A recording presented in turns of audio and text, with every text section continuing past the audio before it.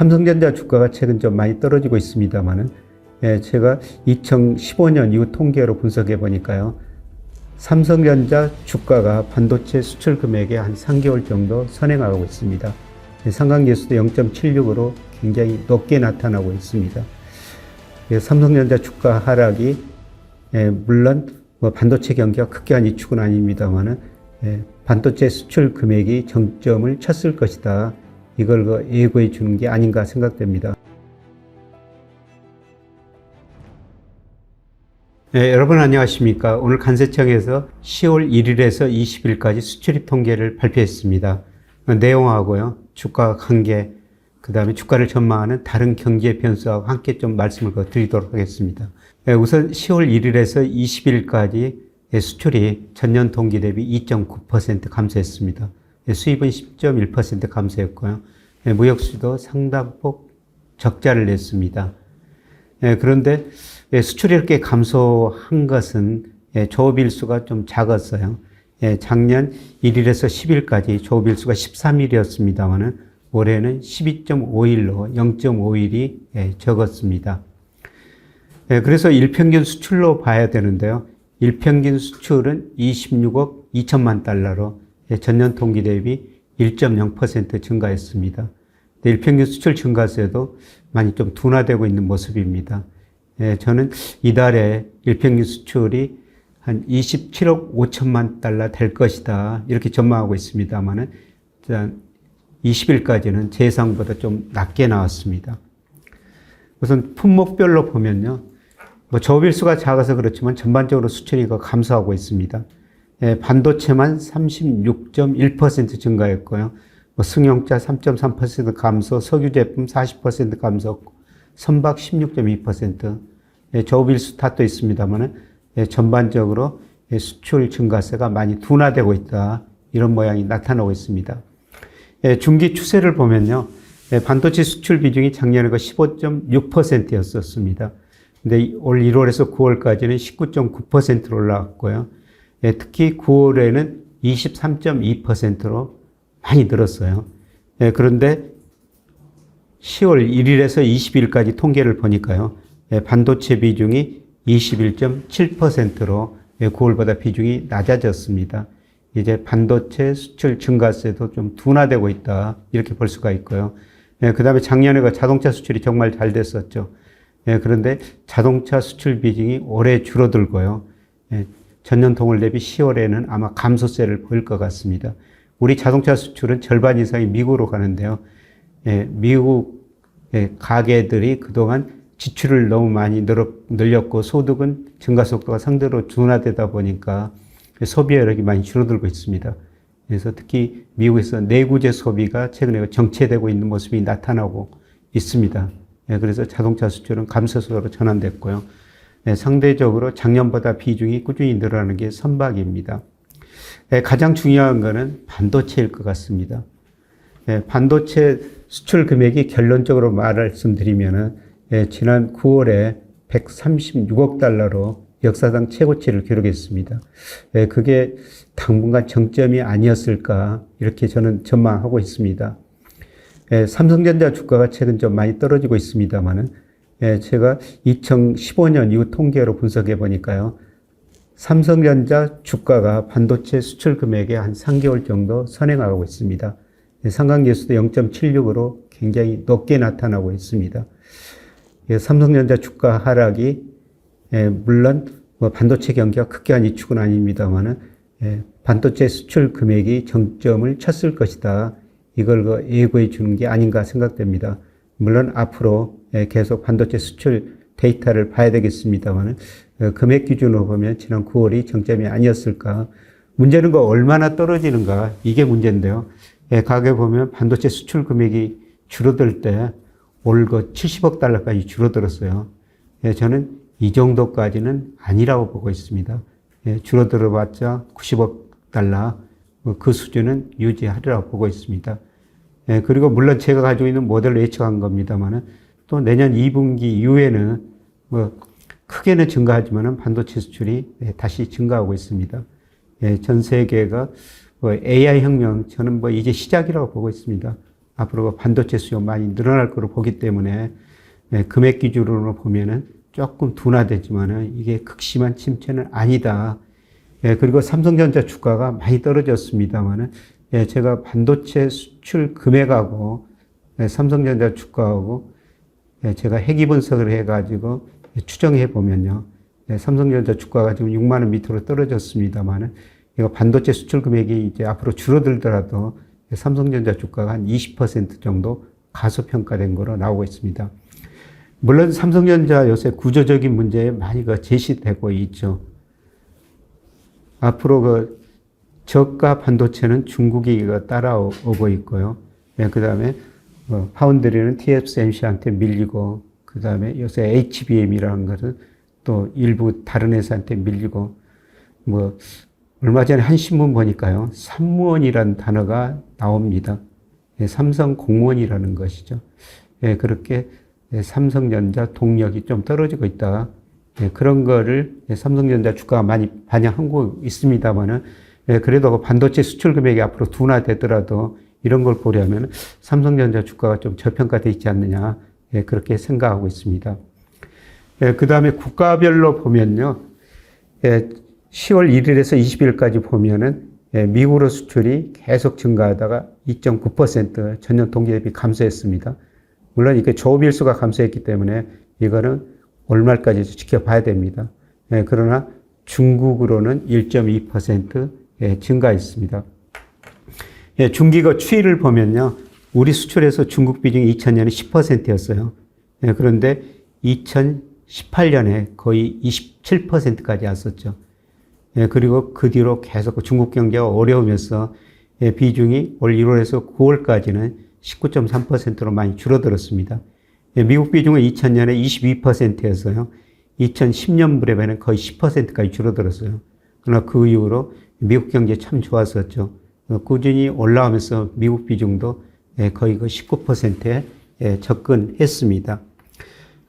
그러나 10월 1일에서 20일까지 통계를 보니까요, 중국 비중은 다시 올라가고 있습니다. 미국 비중은 축소되고 있습니다.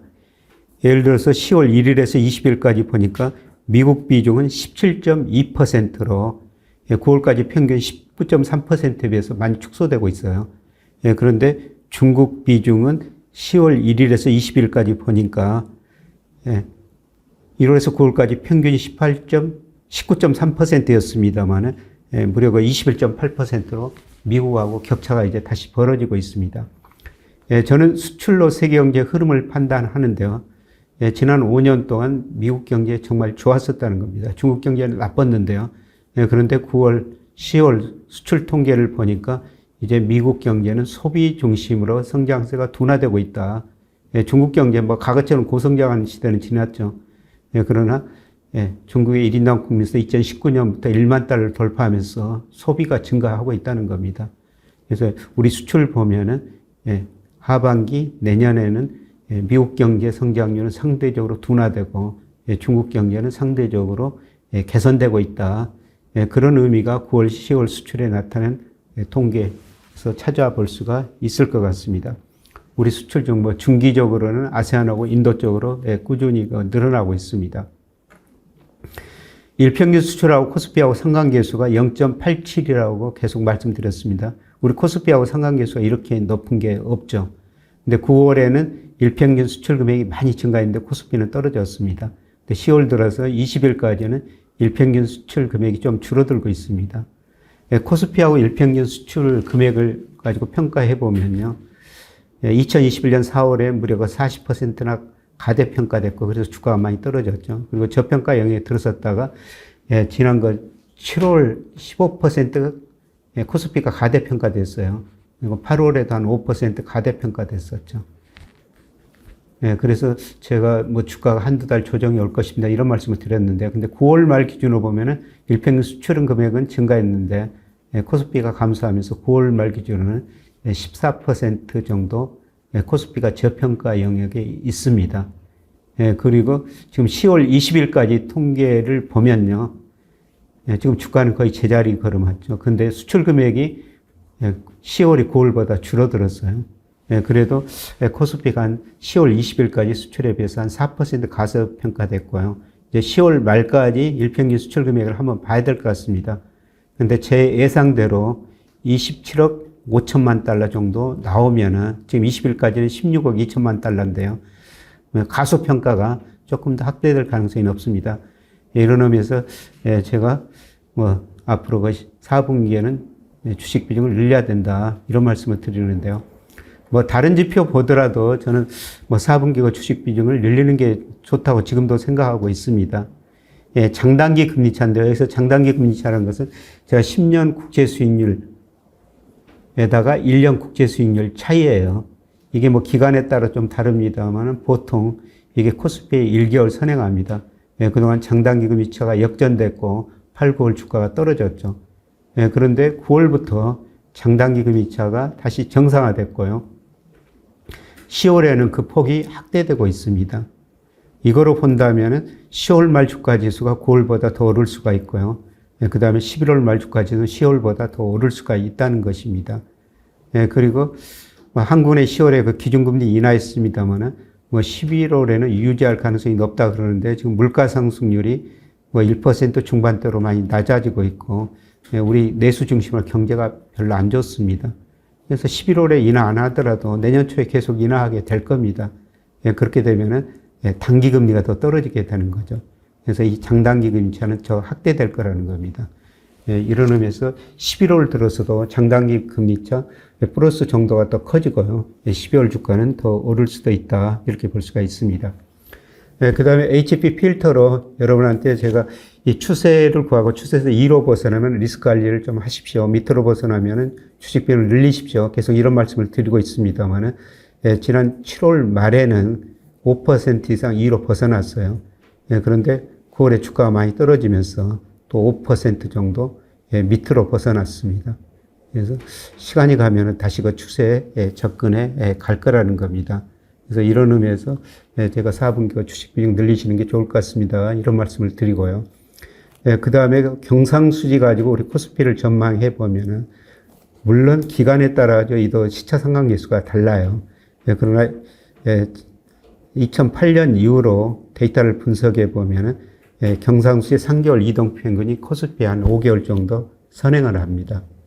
근데 이거로 보면은 제가 경상수지 5개월 이동 평균을 오른쪽으로 이동시킨 겁니다만은 10월에 조금 반등, 11월에 더 반등, 12월에는 상당히 주가지수가 크게 반등한 거로 나오고 있습니다. 그래서 제가 보는 일평균 수출 금액, HP 필터, 그 다음에 장단기 금리차, 경상수지로 보면은 4분기에 특히 12월에는 주가가 상당폭 오를 수가 있다는 겁니다.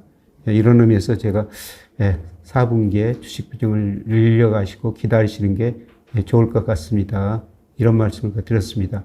그리고 아주 장기적으로는 제가 우리 명목 GDP 가지고 주가 지수를 예측하는데요. 이걸 보더라도 거의 우리 주가 지수가 20% 저평가된 상황입니다. 당장 여기에 접근하지는 않겠죠. 그러나 저는 시간이 가면은 여기에 접근해 갈 거라고 보고 있습니다. 그래서 결론적으로 다시 한번 말씀드리면요. 일평균 수출, 그 다음에 장단기 금리차, HP 필터 추세, 이런 거 여러 가지 경제 변수로 보면은 아마 4분기 중후반으로 갈수록 주가는 더 오를 수가 있고요. 그리고 외국인들이 우리 주식을 많이 팔았지 않습니까? 특히 1월에서 7월까지는 많이 샀어요. 8월에서 10월 중순까지 이거 우리 주식을 많이 팔았습니다만은 저는 앞서 말씀드린 것처럼 코스피가 저평가됐다. 그리고 원화가치도 저는 저평가됐다고 생각합니다. 그래서 앞으로 외국인이 우리 주식을 사면서 아마 4분기에는 그동안 저평가됐던 주식 주가지수가 어느 정도 제자리 가는 과정이라고 생각하고 있습니다. 이런 의미에서 제가 4분기가 주식 비중을 좀 늘려가지고 가지고 계시는 게 좋을 것 같습니다. 이런 말씀을 계속 드렸습니다만은 지금 여러 데이터로 보니까 아직도 그럴 가능성이 높다고 보고 있습니다. 참고하시고 자산 배분 해주시기 바랍니다. 고맙습니다.